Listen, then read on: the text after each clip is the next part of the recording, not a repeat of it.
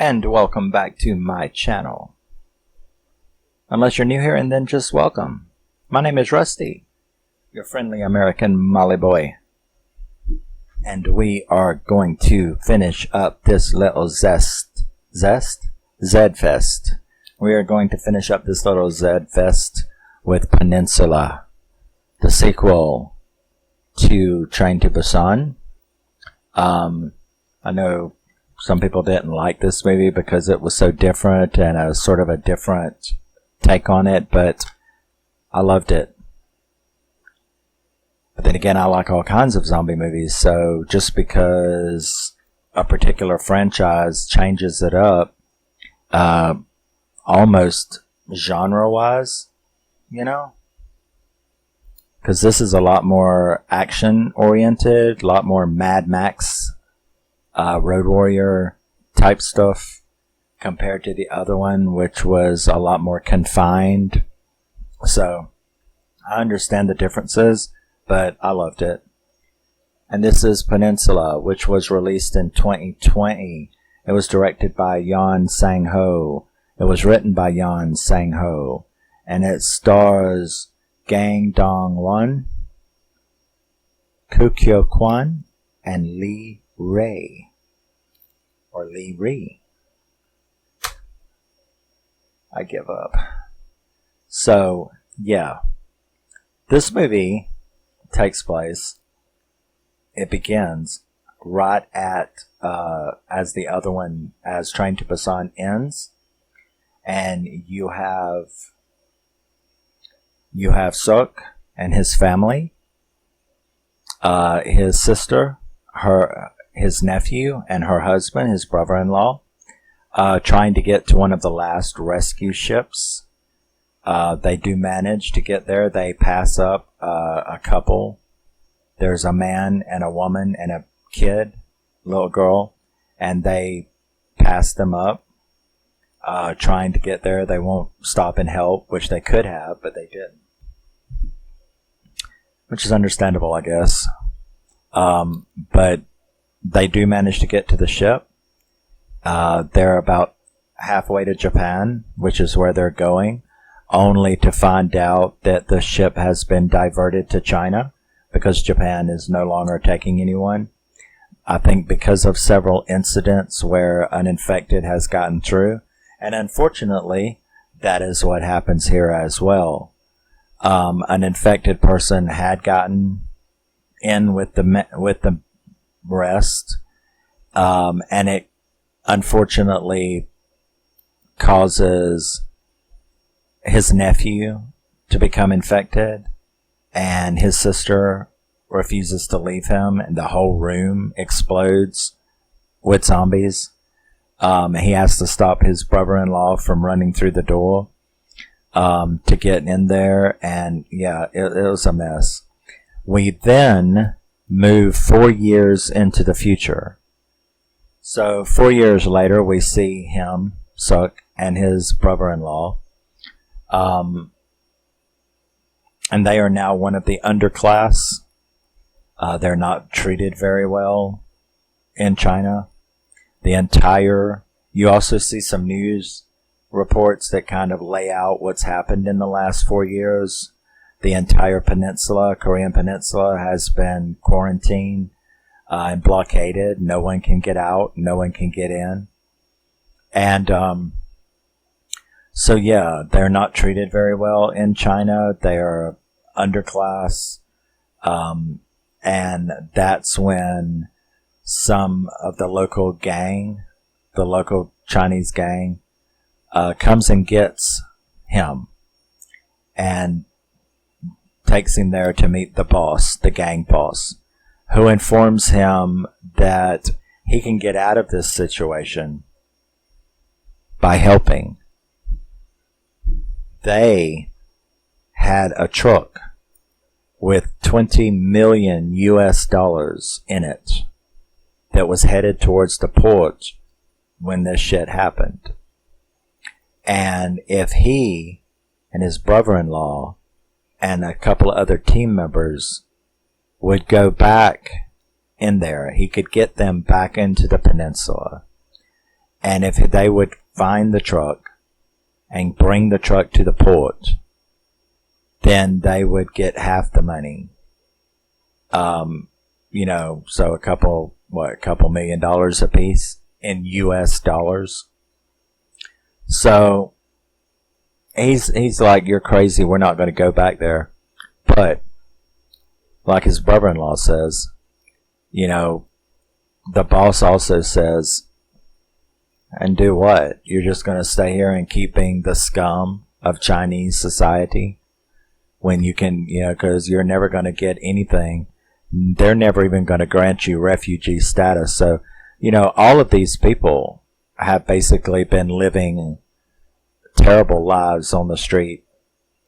They don't even have refugee status. So they're hated everywhere they go. So he agrees to go, and him and his brother-in-law, another guy, and I call her Taxi Lady, because she used to drive a taxi. She goes, she knows all the streets, right? So they do get them in. They have 3 days. They had a satellite phone, a couple of satellite phones, and it's like, you go find the truck, this is the area it should be in, and bring it back to the port, and you'll have all this money. So we get a lot of really nice action, zombie action, because that's what I thought that people didn't like this movie. I thought that people didn't like it because it was like it wasn't like the others. There wasn't a lot of zombies. I think they just don't like it because it had a crime action element to it. But that's fine with me because there was a lot of zombie action in this movie, which is not, I didn't think there was going to be, because I've heard, but I should know better than to listen to the mob, which is why I don't. But I go into these movies open-minded, and I should have known that it was bullshit. It always turns out to be bullshit when you listen to the mob. But so we get to see a lot of zombie action, a lot of cool car racing, car chasing, and stuff like that. It was really good. But they end up finding the truck. They have a wreck, which kills the taxi lady. The other guy gets killed as well, leaving only him and his brother-in-law. Well, he is then kidnapped by this young girl. Suni kidnaps him, and man, there's some really cool Tokyo Drift shit that goes on there. Put it this way, her driving is so Tokyo Drift that it just knocks him out in the back seat, slamming him around all over the place. And she's got her little sister with her, and that was some really good action movie. And it's all involving zombies. You see a lot of bowling ball, using the car as a bowling ball. And lots of really cool maneuvers and tricks using the headlights to her advantage. It was really good scenes. So they get him back. Now, the brother-in-law, he did manage to stay alive by hiding in the back of that truck that's got all the money in it. Well, it turns out the people that had caused this wreck is a Unit 631. It used to be a military unit, and now they're just like a crazy gang, right? Because you have to remember that if there are any survivors on the peninsula, they've had to live Mad Max style. They've had to live post-apocalyptic style. So this military unit has become a bunch of crazy psychos, is what it, Sergeant Hwang and Captain Seo. Captain Seo is a very interesting, strange character. Sergeant Hwang is just a psycho, just plain out psycho. But, so they get the truck. They're the ones who had caused all this mess. I thought at first she had caused it, but it was them that caused it. She just witnessed it and rescued Seok, however you say his name. So he is taken with them, whereas that poor brother-in-law is taken back, and they open up the truck and find him in it. And these people are crazy. Now, Hwang, they don't even look at what the bags are in there. It was Captain Seo's little sidekick, Kim. He's the one who finds the money. Tells Seo about it. Seo tells him to keep quiet. Because they can get out this way. So, you have these two separate things now. You have Seok is in Mia, and turns out that it's that woman and her kid that they passed on the road when they were 4 years ago. It turns out that it's her. But it's her and her two daughters and her dad, her grandfather, who's kind of crazy now. So when he comes to, they start explaining that there are survivors, who that 631 gang is, how they were all left to fend for themselves because no rescue is coming, blah, blah, blah. He then explains to her what he's doing there, about the mission, and if they could get that truck and get to the port, there's finally a way to get off this peninsula. Well, Captain Seo, he knows that too, right? Him and Kim, because he's found one of the satellite phones. He calls it, and they tell him, we don't care who brings our money. Whoever brings our money to the port gets a free ride out of here. I don't care who you are.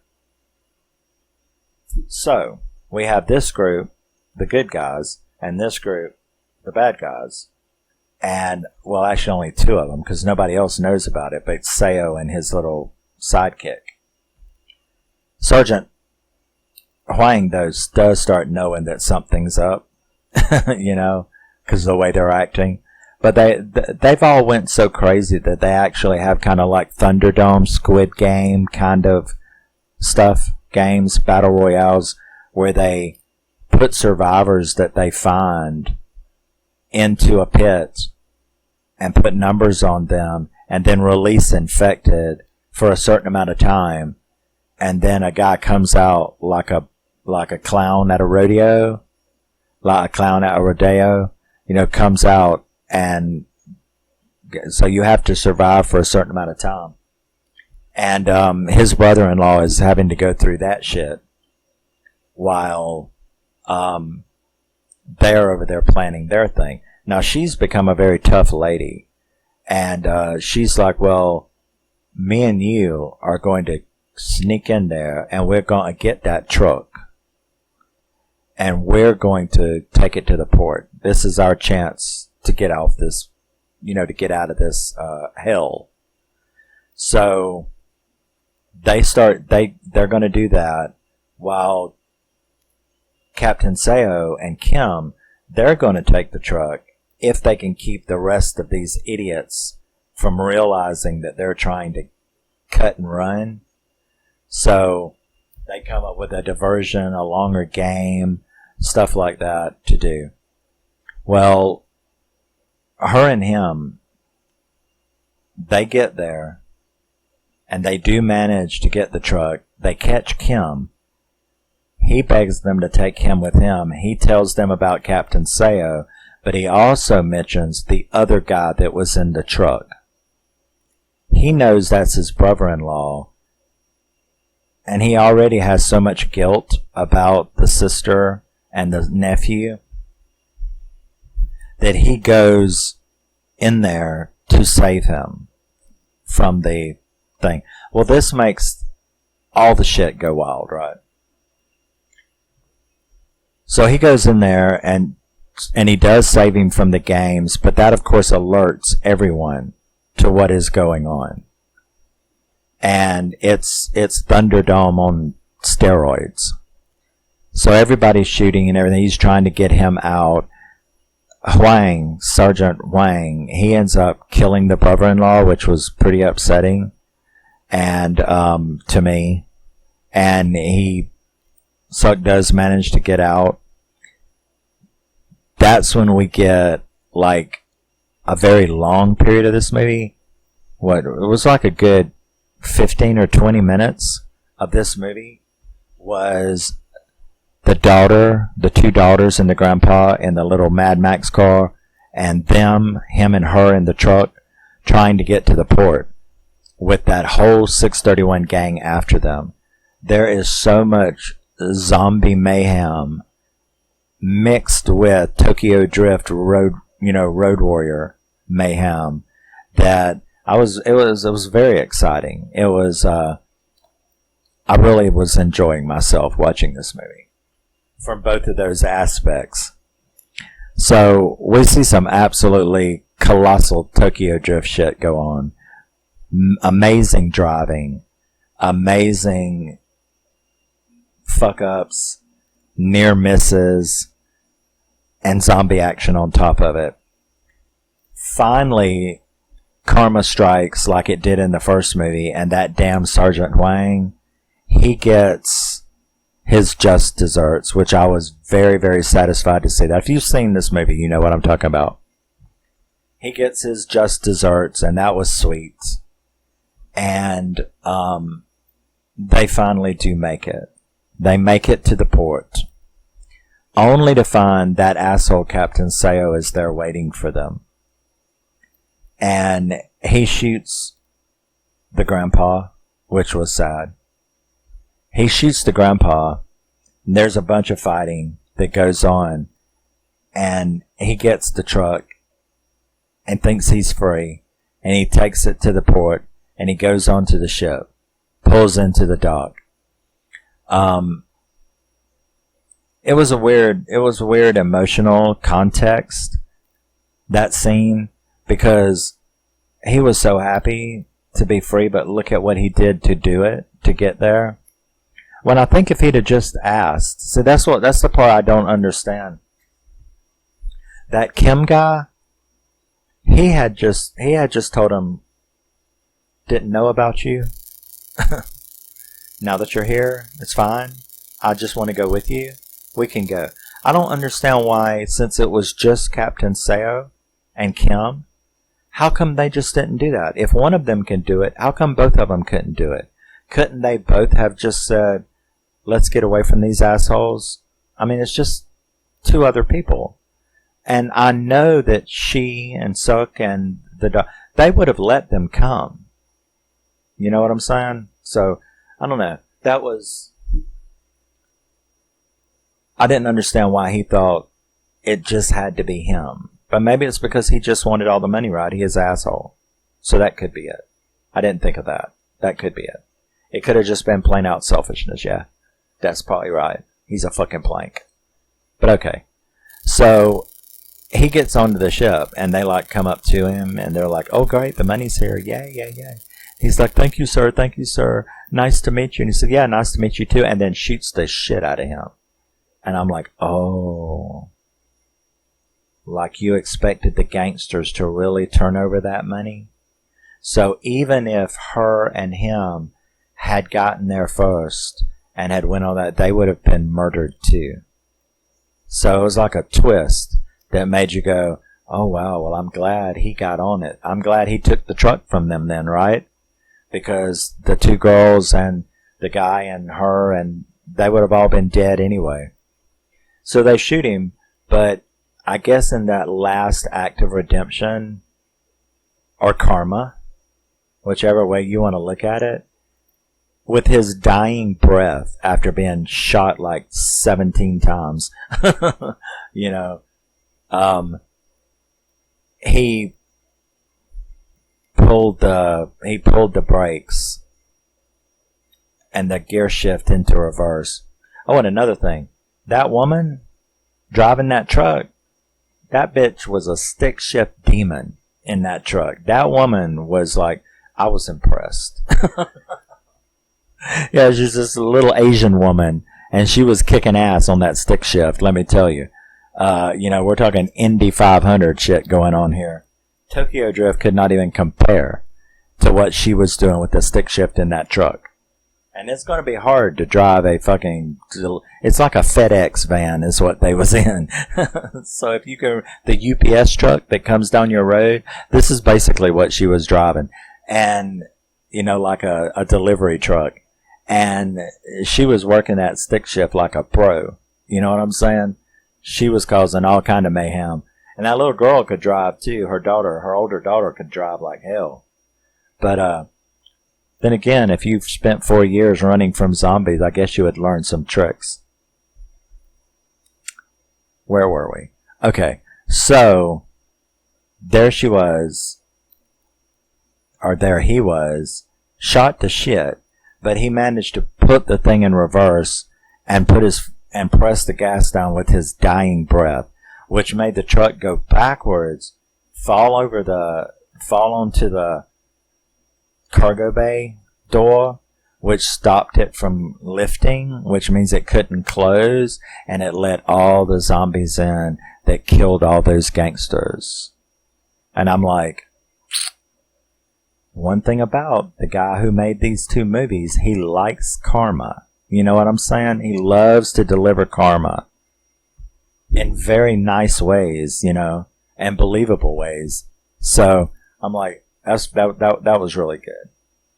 But at the same time, I was wondering, well, what the fuck are they going to do now? Just sit around and clean out the ship? I mean, as long as you didn't make no more noise, I guess if you could just stay on the port, wait till dark, and clean out that ship. Because, I mean, you could drive the ship away. I'm sure even I could figure out how to push a button that said go. You know, I know there's more to that than piloting a boat. But believe me, I would figure it out. You know, it's just like, then go that way and steer. But either way, all of a sudden you see a helicopter. Now, her grandfather had always like been bitching about batteries for his ham radio. And he claimed that he had been talking to the UN and to a lady named Jane. And so that nobody believed him. You know, his claim that he had been conversing with this UN soldier named Jane, who was going to come and rescue them if they could get to certain areas. He claimed that he had told her they were going to the port. And so while you're wondering, what are these fuckers going to do, you see a UN copter, and you're like, oh shit. Please don't tell me that woman's name's going to be Jane, right? Because nobody believed him. They thought he was just a crazy old man. And of course, the death scene with him was horrible. It was as bad as the end of Train to Busan, with all the crying and carrying on. But,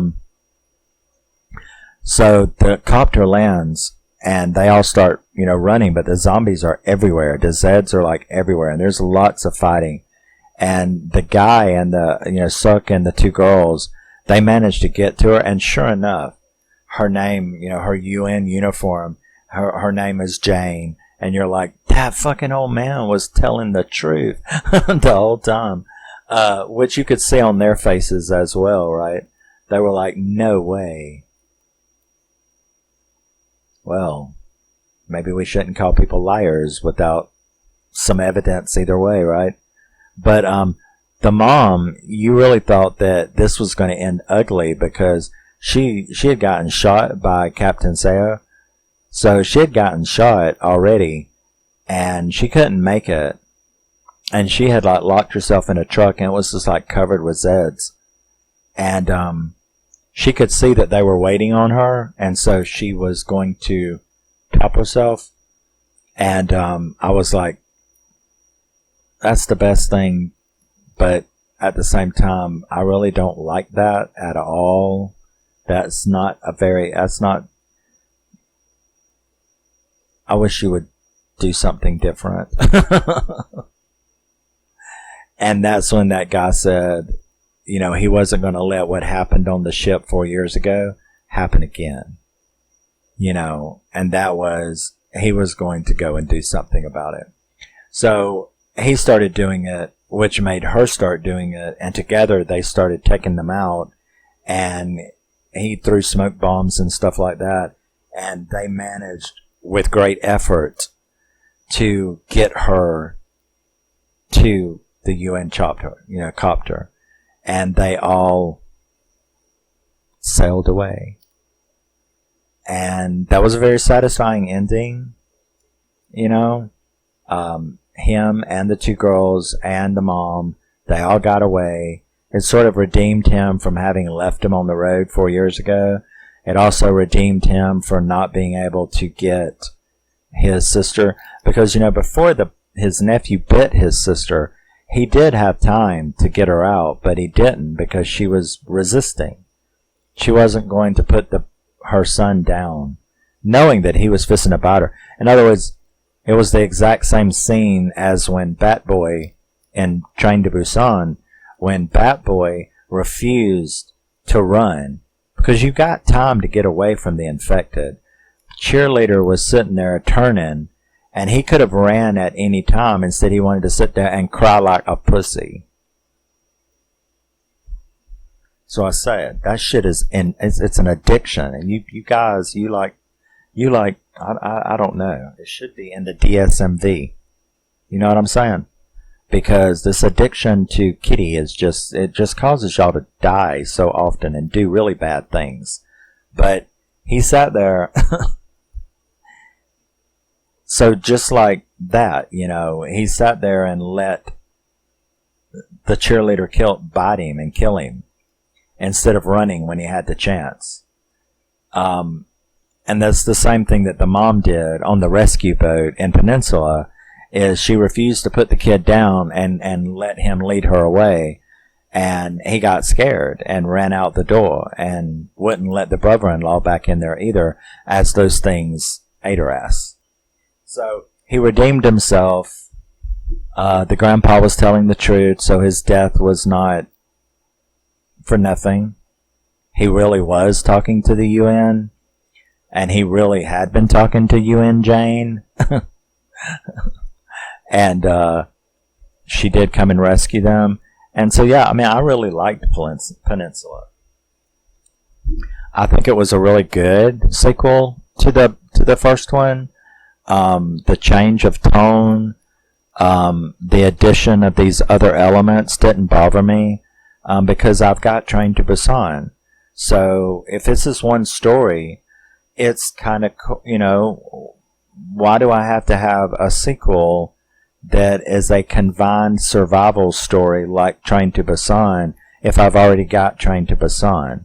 Why not have the sequel add other elements, that being the Tokyo Drift, the cars, the deadline, the group fighting, the gang, so adding the Road Warrior elements and the Tokyo Drift elements and stuff like that, it didn't bother me at all. Because as one story, I get this sad, confined, scary story with a continuation of the story, which is very action, zombie gore. So it worked out fine with me. I gave Train to Busan like a 9.5, and Peninsula I gave an 8. They're both fantastic movies. I think they're a great double feature. I wish they would make another one of some kind. They could do one like this, or they could go back to a confined survival story. Either way, I think it would work out great. Or they could just leave it all alone and we could go we could go buy some other zombie film. Either way, I like Peninsula. Tell me what you think about it. Were you disappointed? Were you upset that they didn't? I don't know. What did you want? Another train story? Another group on a train trying to avoid zombies? What did you want? If you didn't like this movie, what is it that you wanted? I'm glad they expanded the lore and added in some other cool stuff that I happen to like. Which is like really badass cars crushing zombies and people getting trapped and eaten in cars by zombies. So I liked it. I liked the story. I think it's a great movie. And that does it for this little Zed Fest. And I'll try not to do another one next. I'll try to hold off and do some other horror until the next Zed Fest, which will be like after the next two festivals. It really doesn't fucking matter, does it? Bye-bye. I will see you in the next thing I do. which will probably be my June update because I fucked up. I got behind 1 month, so I got to go ahead and do another update.